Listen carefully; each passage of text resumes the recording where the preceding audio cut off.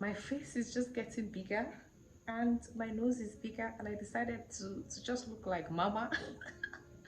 And I decided to just look like, but anyways, you guys, I look a lot chubbier. Well, I slept this afternoon, so hello, that's the reason why I look like this. Okay, okay, I still look pink, but I slept this afternoon. I slept the whole of, no, not the whole of, I slept for about 3 hours this afternoon, so I believe that's why, like, the whole thing is showing too much, because this is not me on a regular. Okay, but anyways, I don't want to waste your time. This is your babe Antoinette. Thank you so much for stopping by. So today we are going to talk about, I think, two main things, but I've promised myself to make this video as short as possible so that I don't bore you guys. Okay, so first things first, I want to say thank you so much to all of you for supporting this channel, like watching my videos back to back and all of those things. I appreciate you all.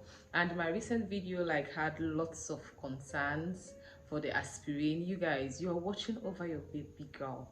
Thank you. I appreciate you so much. You have no idea. So my last video, I talked about, you know, it was my hospital appointment and all of those things, and I showed you guys the drugs that they gave me at the hospital, and lots of people had concerns for the aspirin, the progesterone, and I was like, oh my god, I have such a beautiful family on here. So yes, I checked with the doctor immediately. Like when he prescribed the medicine, I was like, why am I taking aspirin? So some doctors prefer to give aspirin and progesterone to pregnant women to prevent certain things from happening. So the aspirin, for instance, I think it is used to prevent, so it is the low dose aspirin, the low dosage aspirin, low dosage, you understand what I'm trying to say? But yeah, it is the 75 milligram, not the 300 milligram. I think they have 300 and something like that, but yeah, the low dosage, which is 75 milligram, is given to pregnant women or during pregnancy, and it is safe to take during pregnancy to prevent certain conditions. I don't know what the doctor mentioned, pre something something something, but yeah, so some doctors don't want to take chances. So once they find out you're pregnant, they administer aspirin and progesterone to just like try their best to prevent you from having some conditions, or to prevent some issues happening in your pregnancy and all of those things. So I asked them and they told me that is why they give progesterone and aspirin. And I also read, like, I read different articles on Google and all that. So I mean, I'm not a medical person, but it is what it is. And then someone was like, why are you taking all of those drugs? In the UK, in the US, they just give you one particular vitamin. I know that for sure, but I'm not in the UK. I'm not in the US. So I talked to family members in the UK, and someone told me they just give them one prenatal a day, like just one prenatal. And it makes sense because when I checked on Google, the prenatal has all of the other vitamins. Okay, the prenatal has folic acid, calcium, and all of those things. But then here in Sierra Leone, they will give you blood tonic, they will give you blood tablet, and I'm like, I'm taking the tablet, I'm taking the syrup. Like, why am I taking two things, the same thing twice? So yeah, sometimes you question those things. For me, I question like everything. I'll ask step by step. But then sometimes I think maybe they do this, you know, just to prevent things, because they can't be asking people in the hospital, do you take like a balanced diet? Do you eat well? Do you drink milk? Do you do this? Like, you don't know. And because of the poverty rates, most people don't get to eat balanced diets. Okay, so maybe that is why the doctors decide to give us more drugs, just to prevent any issues, just so, you know, whether you are not taking your full balanced diet or you're not eating well and all that, like the drugs will make up for the loss. I don't know, that's just me thinking. Anyways, let's get straight into this video without wasting much of your time. So we're basically talking about two things, okay? One is how I knew I was pregnant even before taking the pregnancy test. And then the second thing we're talking about is what I did to get pregnant, okay? Okay, who is ready? So let's talk about the first one, because this is very important. So like, I felt I was pregnant before taking the pregnancy test, and mind you, this was not the first time that I was taking the the pregnancy test. We've done it, I think, about 3 times before that one. So that means I have actually missed my period 3 months, 3 different months, not consecutively, but like 3 months it has been happening and all that. 3 months before that particular one. So but I was not convinced all of those times. Like, I just knew, okay, I've missed my period, hopefully fingers crossed and all that, but the conviction was not there. But this time around, when I missed my period, I was like almost 30% convinced, if I'm not mistaken. Like, I was just so convinced, and certain things happened leading to that, which I believe they were they gave me the clue that I was pregnant, basically. So one particular day I was at work, and normally when I get to the office, the first thing I do is get me a cup of tea or cup of coffee before I start work. So I made a cup of tea that day, and I was at my desk working. So you know, when you, for example, take a cup of water to drink, and then just one drop of water comes out of the cup, like just a drop of water. So immediately I took the tea, a drop from the steam, the cover, so it was covered, so a steam from the cover. I don't know how to explain, but I guess you guys can understand. The steam where the water settled on the top, one drop just fell on the table. And when I looked at it, in my head I'm like, why does this look so much like a baby's foot? I mean, I took that picture that day, and I'm going to insert it here in this video so that you guys can see. So that thing just dropped on the table, and I was like, this looks so much like it can't be, it just can't be a coincidence. Like, it's just too much. This is the baby's foot, this is just it, you can't tell me nothing. Okay, I was just so convinced, and I decided to take a picture. So I took my phone, and I was like, I'm going to take this picture and send it to my husband, and I'm going to keep it somewhere just in case something happens this month, because this particular thing, I mean, it's too hard to believe it's a coincidence. So I took that picture, which is here on your screen, so that you guys can see. How can a drop of water, like how can a drop of water look so much like a baby's foot? Like, why should that happen? It just means that I'm pregnant, okay? It just means I'm pregnant. So I was really, really convinced. But yeah, that was the shock of it all, me being convinced, because on a normal day I don't believe in how do I put it, signs. Okay, I don't believe in signs. So for example, people will say, oh, I saw it before it happened, X, Y, and Z happened to me that morning, so I knew this was going to happen. The glass fell from my hand, so I knew there was a problem. I hit my leg, so I knew. I don't fall for those things. I don't live my life like tied to those things. I don't know if it's because of my background, my religious background. So like, I still have that part of me where I don't just take things and attach meanings to them easily, if you get.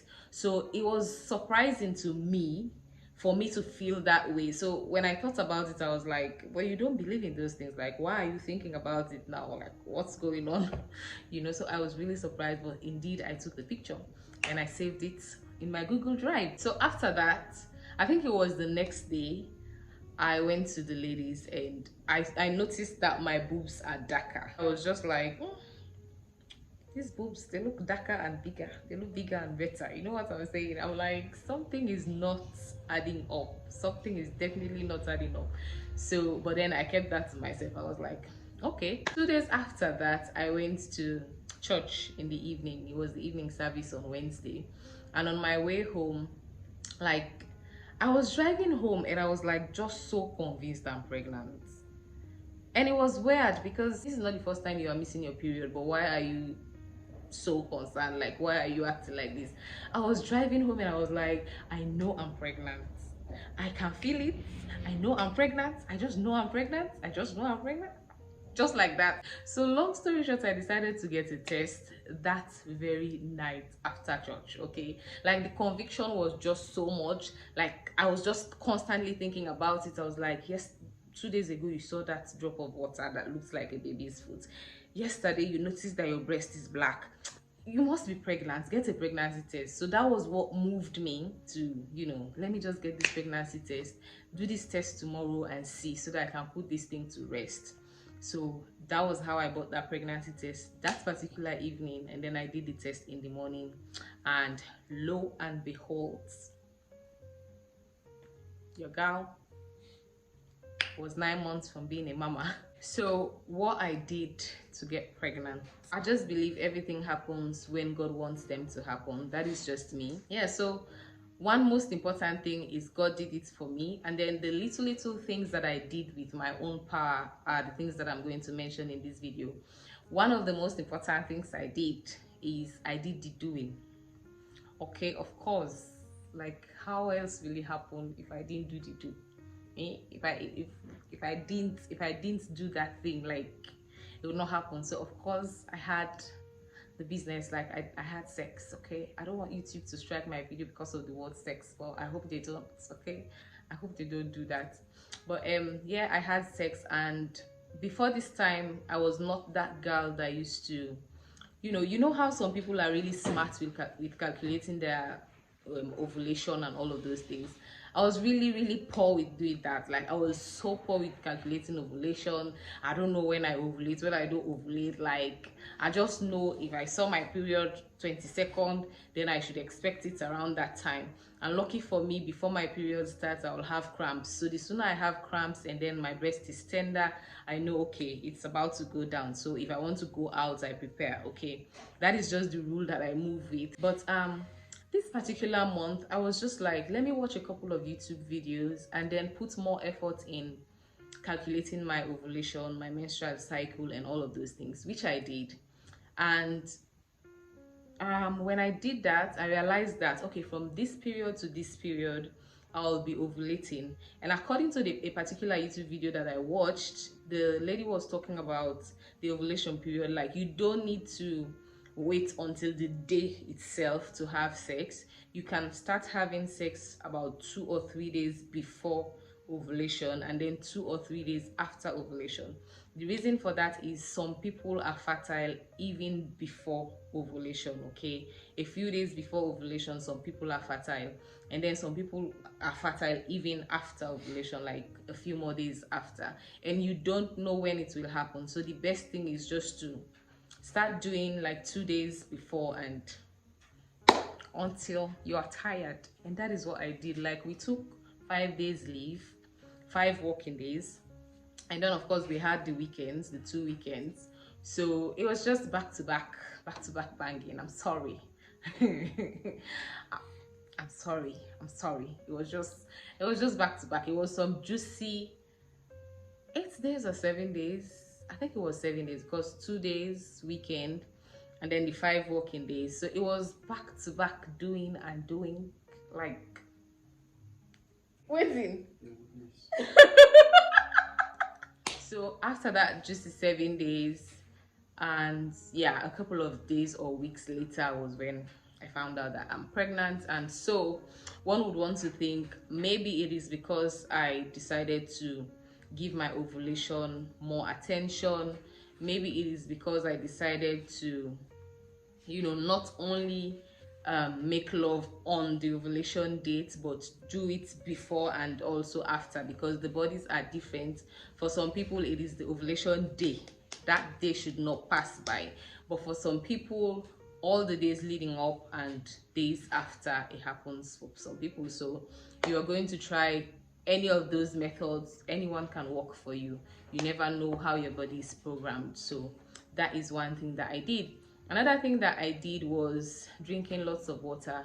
Don't get me wrong, I drink water on a normal day and I enjoy drinking water. If water tastes bad for me, that means I'm sick. But I don't drink so much. Like, some people really drink water, and that is not how it used to be for me. But then somewhere along the line, I decided to start drinking water more, to start drinking more water. That is also something that I did, and I believe water is really good, because no matter what, I mean, you know my story about the pills and stuff, so it is possible that that was somewhere in my system, but then taking water, like more water, it clears everything out. So taking water is always advisable in whatever, like just take water, drink lots of water, lots of water. It helps in its own way. So that is something that I did as well. If you know you want to get pregnant in the next 6 months, make sure you start to prepare. And part of the preparation is stop that birth control pill, except if you're someone that you can stop 1 month and get pregnant. Again, our bodies are different. Some people stop today, they get pregnant tomorrow. Glory to God, they are blessed, they are different. It might not be the same for you, just like it didn't happen for me as well. Okay, so, and what else? I went to the hospital. So when I stopped taking the pill, I went to the hospital so that they can check if my fallopian tubes are opened and all of those things. I've talked about that on this channel. So when I went to the hospital after the fallopian tube test and all that, they prescribed some drugs for me. So they prescribed folic acid, pregnant care, or prenatal. I don't know if they're the same thing at this point. Those are basically the things that I did, and like I said earlier, prayer is just it. Some of these things, like, you can still do them and don't see results, okay? So just keeping God at the center of it all. Monitor your body, calculate ovulation. Like, I don't know why I was not doing this all this while, but I'm happy I did. So if you've not been doing that, then please make sure you do so.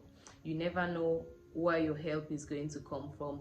It might be something as little as you paying attention to your body. It might be something as little as you sitting down and calculating your ovulation. It might be something as little as you drinking water more. So just do those little things. Some people recommend you eat fruits and veggies. If you can afford it, then fine. All of those things. I hope this video has helped you one way or the other, and I hope you've learned something from it. I don't know whatever you're going to take from this video, but anyways, I'll see you in my next video.